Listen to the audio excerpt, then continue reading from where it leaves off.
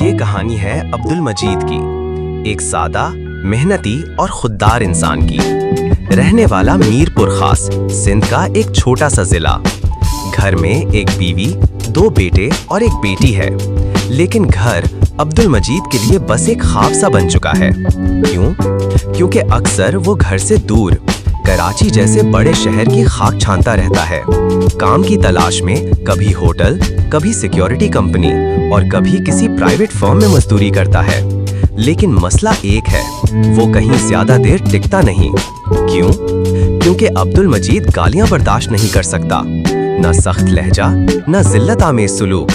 اس کے لیے عزت سب سے بڑھ کر ہے۔ کام چھوٹ جائے، روزی رک جائے، مگر غیرت نہیں بیچتا۔ افسوس کہ ہمارے معاشرے میں سادگی کو کمزوری سمجھا جاتا ہے۔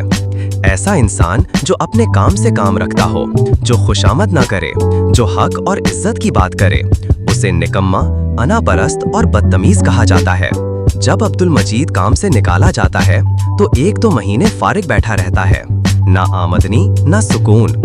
گھر کے چولہے ٹھنڈے پڑ جاتے ہیں، بیوی بچے سب فکر مند ہو جاتے ہیں، اور عبدل مجید اپنے آپ سے سوال کرتا ہے، کیا عزت کی قیمت اتنی زیادہ ہے؟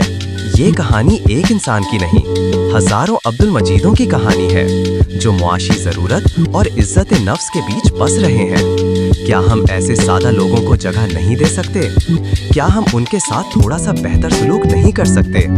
عبدل مجید کو کسی خیرات کی ضرورت نہیں، بس تھوڑی سی عزت، تھوڑا سا وقار اور ایک ایسا ماحول جہاں سچائی کو کمزوری نہ سمجھا جائے۔